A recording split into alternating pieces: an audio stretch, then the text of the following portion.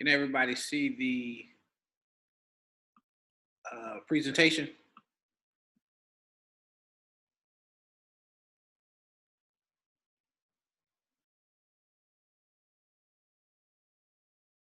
Oh no, invite whoever.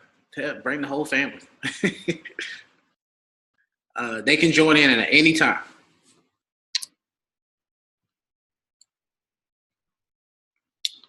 All right, so we're gonna get started. I'm gonna minimize this.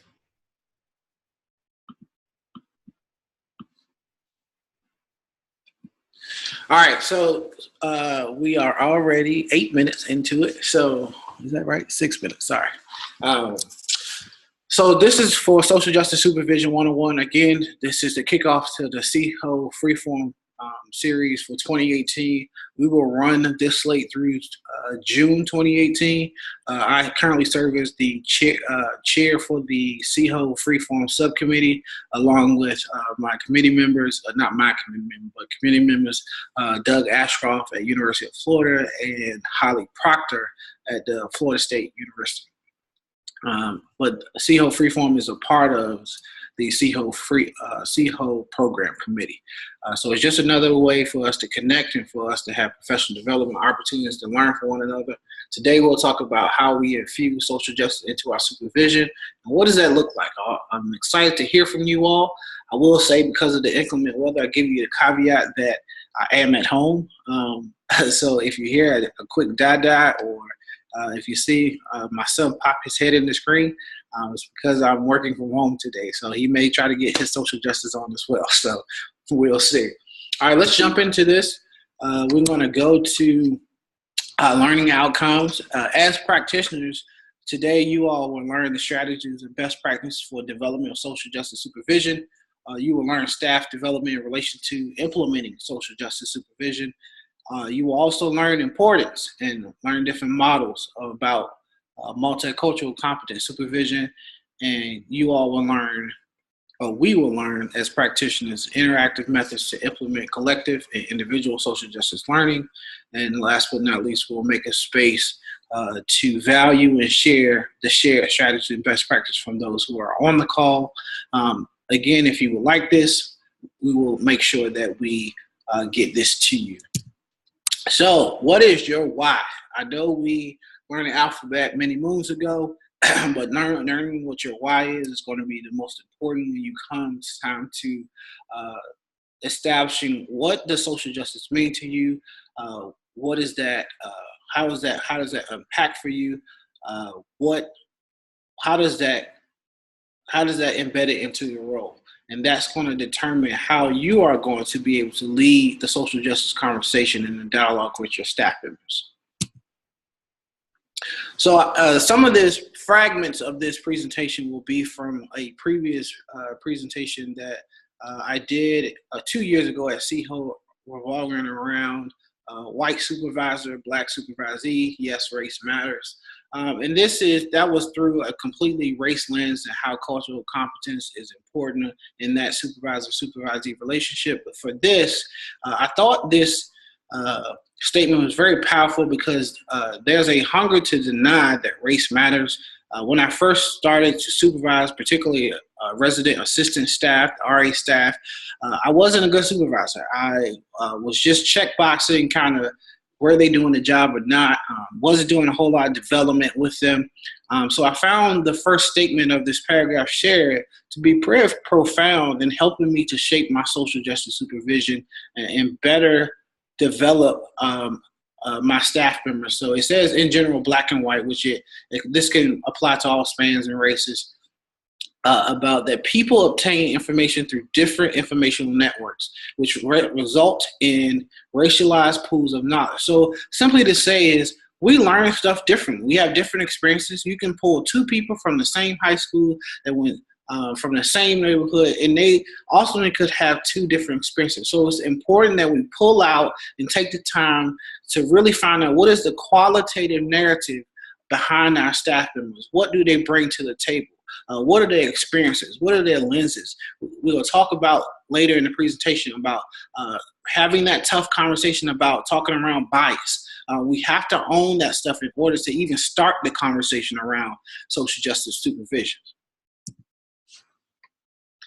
All right, so of course, any process, which this is a critical process. Any process, it starts with self. And one of my mantras is self-care is wealth care. This is something I really had to fight to adopt because I really started my career in student affairs with the whole thinking of, oh, you got to put your students first. You got to put parents first. And I would caveat that by saying that you have to make yourself a priority as a person and as a professional. You have to figure out what is going on and unpack what is your development. Who are you as a person? Who are you as a professional? That continual self-development is critical. Take time to determine your knowledge base and your adequacy around social justice. It's very difficult to think about what we don't do well, what we are not naturally and organically good at. But I had to take the time to say, hey, there are communities, there are identities that I don't associate with, I do not have a natural knowledge about. So I have to put some work in. I have to connect with some folks. I have to read up some literature. I have to attend webinars. I have to go to conferences and put myself sometimes in often uncomfortable spaces because, you know, as practitioners, we often like to be, or we're shoved or pushed or guided into a position where we are expected to be experts. And sometimes there's a very vulnerable position, a very scary position. Some people thrive on that. Some people are very nervous with that kind of deeming of power or deeming of expectation. But take time to figure out, what don't I know? You know, because somebody said, you don't know what you don't know until you don't know it, but you need to know it. Something around that aspect. So when it comes to social justice and trying to infuse it into your supervision, what does that mean? What don't you know? You know, I made the mistake early in my career of, hey, if I didn't associate with an identity, I kind of kept it status quo. Like, oh, I only need to know about what's in my circle. But I had to stretch myself because I started to have staff members that had identities different than me. I started to have staff members that were or I started to connect with colleagues that were different than me. And so I had to broaden my knowledge base in order to be a better professional. Seek out opportunities for professional development, such as our co-learning space for today. Again, reviewing literature, attending conferences. Schedule time for reflection around the definition of death and the state of your social justice self. What are your triggers? This is one of the most important things I continually do. I try to do it at least once or twice a day because that keeps me in control. That keeps me in a healthy state to be able to communicate how I feel when something impacts me from a safe space. And I mean a safe space within myself and not be so charged up that you only leave the conversation knowing that, hey, he got angry about X, Y, and Z. I need you to leave the conversation. Yeah, he was upset, but he was upset because of this. This happened to him when he was young. That incident or how that person addressed him in that tone. This is why he will have to respond in that manner. And he was able to, and I was able to explain and get my narrative across. What are the subjects you feel more strong about? And what are some of the things that you find challenging? How are you intentionally growing your narrative and growing your knowledge around the different aspects of social justice? So just think about that. Utilize your campus resource, your campus partners, other professionals on staff, also the students. The students are coming in with different skill sets, but they're coming with a different level of knowledge when it comes to identity, when it comes to the various aspects of social justice. The learning can be horizontal and vertical, and we need to make sure that we're open to that. Okay, I'm going to briefly cover this. This is also from the presentation. I want to be a little bit more in depth. When it comes to cultural competence model, what type of supervisor are you? Are you culturally competent? And what this breaks down into is it's 4 different phases. I want to challenge you not to look at it as steps. It's 4 different phases in which it really starts with yourself as far as building cultural competence. You want to unpack what are your values, what are your norms, what are your customs? Why do you believe some of the things that you believe? What are your perspectives? What are your morals are rooted in? Where does it come from? Does it come from your family? Does it come from experiences? Does it come from visual experience, what I call visual experience. You see somebody go through something, it's almost like when I see somebody put their hand on the stove and I see them draw it back, I see that they are hurt. I visually learn that, hey, I don't need to put my hand on the stove to be able to know that that hurts me, or that that's a dangerous notion. So I can learn through visual, through that visual tactic. But going from awareness to knowledge to sensitivity to competence is not a check. Okay, I'm done. It is a circle. It is a continuum in which you will bounce in and out of phases. So you may be in awareness one day and then insensitivity, come back to awareness and go over to competence. It's all about your journey. Well, this is important for you to figure out this and practice this in order to have those conversations, lead those conversations with your staff members.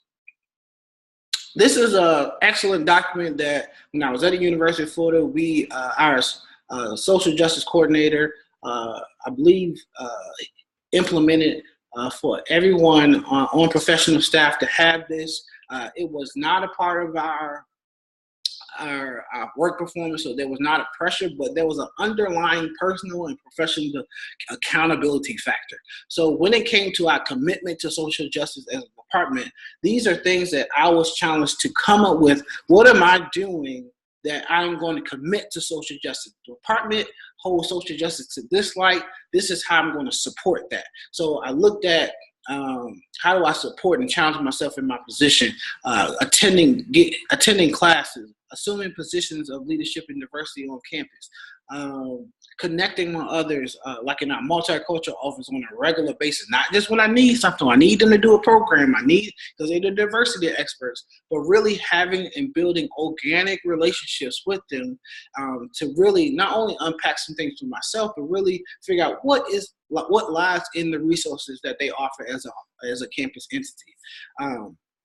Again, you see it again, taking time to identify triggers. I can't tell you how much this has been rewarding and spending time, whether it's on the drive to work or the drive from home or closing my office door for 10 or 15 minutes during the day to really reflect and digress on what has happened during the day that may have triggered me in a certain way. So I'm not bringing it home and spreading it in the environment, particularly if it's a negative feeling or negative energy. But also I'm taking the time so I'm not holding that energy, or I'm not holding the hurt from particular incidents and allow it to be stored in my internal self. So because that will manifest in different places of your supervision. Have you ever been upset about something that you speak with your supervisor about, then you have a one-on-one right after?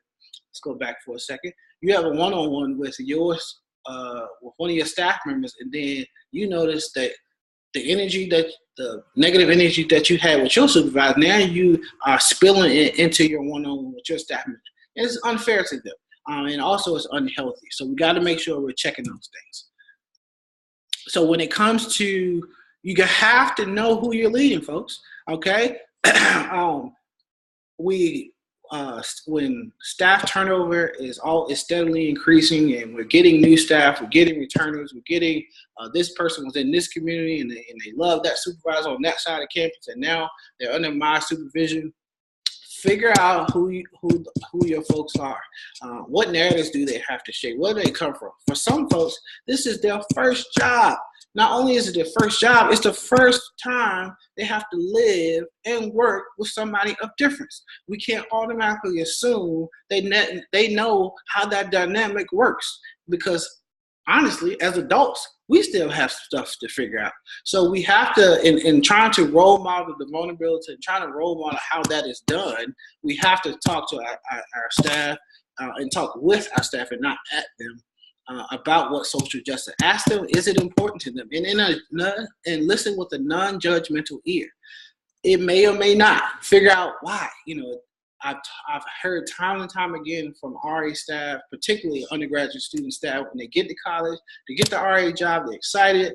And then when we get into diversity or something related to diversity, I see them a little, whereas usually they are in the front and they're, go, and they're an extrovert.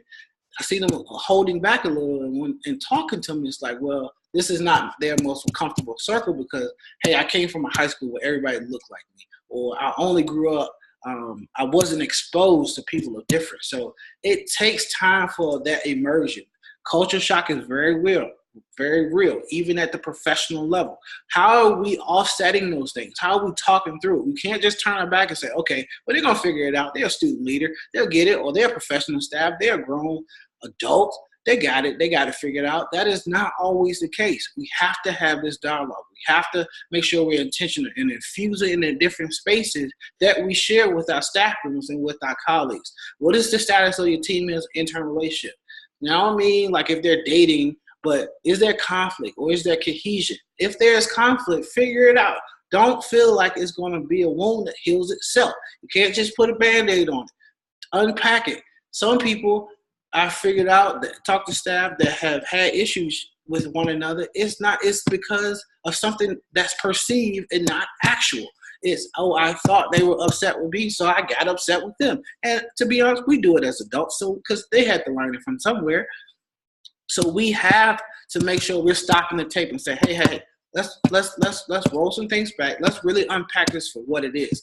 Trust me, I found it to be very effective in dictating how my team works together, what we are able to accomplish. When reports and deadlines weren't getting met consistently, particularly by certain staff members or a large proportion of staff members, it was because there were other dynamics that I wasn't taking time to address. And through a social justice lens, I had to realize, oh, these people have so much difference. I have to make sure I take the time to show them this is how this works together. You don't focus on that you're different, work through the difference. Also, knowing subsurface individual versus collective team dynamics, similarities, disagreements, likes, dislikes, strengths quests, other assessments, personality assessment, favorites, triggers.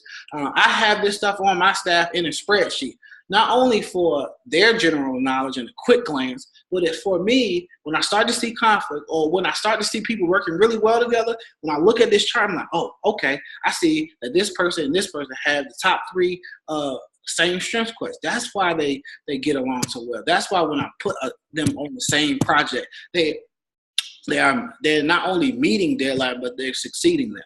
So we have to spend the time to get this information, to pull that information out. Know if your team, if it's their first job, is it the first time they work with somebody that's different than them? We have to talk about these conversations. This is one of the exercises that you possibly could do. I would suggest using this, actually doing it yourself, but then using it in a one-on-one, and possibly after you've had some conversation, maybe one or two one-on-ones with staff members. And this, you don't have to cover the whole thing in a one-on-one or in a casual professional setting. But maybe 5 minutes of a one-on-one or 10 minutes of a one, cover different sections of it, and then cover at a staff meeting together so people can see the difference and the similarities there. Because sometimes what is perceived, a perceived identity is not how somebody perceives themselves. It's not actual. It's like, oh, I totally got that wrong. Let me tell you why I thought this X, Y, and Z about you. And then vice versa. We have to learn the narrative about each other. It is so important. But this is one of the activities. Are you a multicultural competence supervisor? That is the big question. I had to ask myself, and I ask myself consistently, at least 4 or 5 times a year, where am I on the spectrum when it comes to this? Again, a continuous self-development. Back to the cultural competence 4 phases. Where phases are you at? Have you totally aborted that process, or are you feeling stuck in one phase, or do you feel like, well, I'm in a pretty good groove, I'm in and out of all of them, and and you're really learning and developing yourself and having these intentional conversations, having intentional development with your staff member. It's important to holistically know who will be a supervisor. Again, you got to know your staff members. It can't be, oh yes, this person works for me, or this person works on this floor, this person is assigned to these residents. Let's pull out some more narrative. Let's get to know who our staff members are, whether it's professional staff, graduate staff, resident assistant, undergraduate staff, student leadership staff. I mean, they are important as well. They may not be listed as a staff, but sometimes student leadership, whether it's senior RA staff or RHA, NRHH, advisor of an organization. Sometimes they require more energy and more development because they come with so many different, they come with so many different agendas and mindsets and perspectives. Think about how do you infuse the development of cross and multicultural competence in biweekly parent share. Use portion of your one-on-ones or team time. Say pair your staff members up and say, hey, I'm gonna give y'all 5 minutes, trade 4 or 5 facts about one another that you may not have known, and come back and report to the group. Or any space and do individual research. So if there's a campus event, have 4 or 5 events on campus, and you have 4 or 5 staff. Assign each person to one event and say, hey, the next team meeting, I need everybody to come back and report, so you can share that resource, share that knowledge that was learned. So we're cross-developing and co-developing each other all across the spectrum. Positive, how do we infuse positive debate and dialogue discussion? One of the most profound statements I've ever heard a mentor say once was, we were never taught how to argue. We were never taught, honestly, how to effectively communicate. That is something we truly have to learn and have to work at. Sometimes it's quite natural. If somebody screams at you, you want to scream back, and you don't even know why you're screaming in the first place. What are some passive and active programming that you could do with residents, or that you can have with fellow staff members in your department when it comes to social justice? How can you be an advocate for sharing the knowledge that you have, as well as challenging the knowledge you have? It's okay to share spaces that you disagree with. At the end of the day, at least hey, my idea has been challenged. Even despite the opposition, I still feel strongly about my perspective. But you know what? I have another perspective of someone else that I disagree with, but at least I know there's something different. There's an opposing view out there. Talk about how to create safe and brave spaces with non-judgmental inquiry, especially with undergraduate staff. This takes time. It's going to take work, because this may not be something that they grew up or that they may not be accustomed to, particularly if it's their first job. If it's something, it's very hard. We live where we work. That is a very complex dynamic. So it's going to take intentionality and strategy in order for us to be effective and have the most impact. So questions that need answers, hashtag QTNA. These are 3 different phases that you can be. These are 3 people. You can talk, you can listen, you can understand. When we're in a staff meeting, when we're in a group, when we're at a program together, do we do all 3 at the same time? Do we do 1? Do we do 2?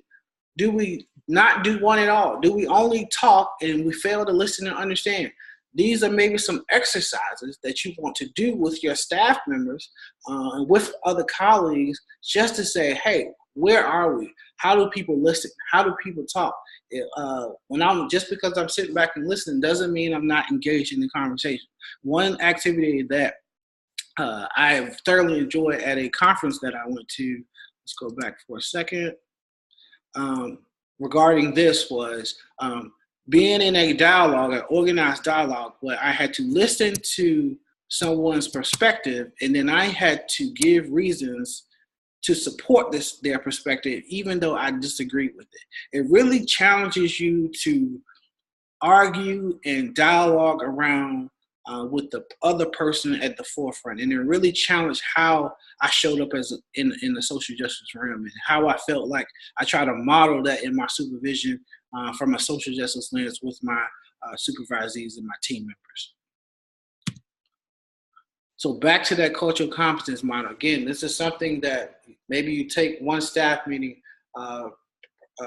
and focus on one area, working on self, then working on knowledge, working on sensitivity, working on competence, and then talk about how this works with them. Because ultimately, this is all, for me, in my lens, this is about building global citizens. How are we impacting people that will impact people? That is what the chain of impact, the change, being change agents, that is what we're trying to do. Or that is the focus that I'm trying to do when I'm attempting to achieve cultural competence in my social justice supervision. So this is something you can do with them. This is also another model when it comes to cultural competence. It talks about just the different stages when it comes to the different aspects of multicultural growth. One of my favorite that I focus on is stage 2 of level of self-awareness. My perspective is one of many. I look at this table and I focus on that one probably a little bit more than others, because that tells me, yes, my perspective is valid, but there's so much else out here that I need to connect to and grow to. I'm going to speed up a little bit just for the sake of time. I want to leave some time to be respectful to you all that have tuned in. Always, always, always look for opportunities to dialogue, have discussion that equates development, okay? You got to refocus your roles. Oftentimes, we can think that being a social justice supervisor can be too much of a burden and carries too much of a load, because not only are you taking care of yourself, but now you got to holistically think about how you develop on others in that realm as well. And it's not just on you. Hopefully your department is supportive, institution is providing resources and support for these things that happen in other spaces, inside the classroom, outside the classroom. Share your roles on your other roles on campus with your teammates. If you serve on the campus crisis team, what does that mean if you are a professional staff member, or if you are a graduate student that is supervisor? Talk to them about that. Be transparent. Be of transparent leadership. Okay. Another thing, direct versus delegative leadership. Some things they can learn on their own, and some things you will lead them to in understanding the different social justice realms. How to figure out from things that we talk about, from meetings, from to other spaces that you can be able to grow forward together.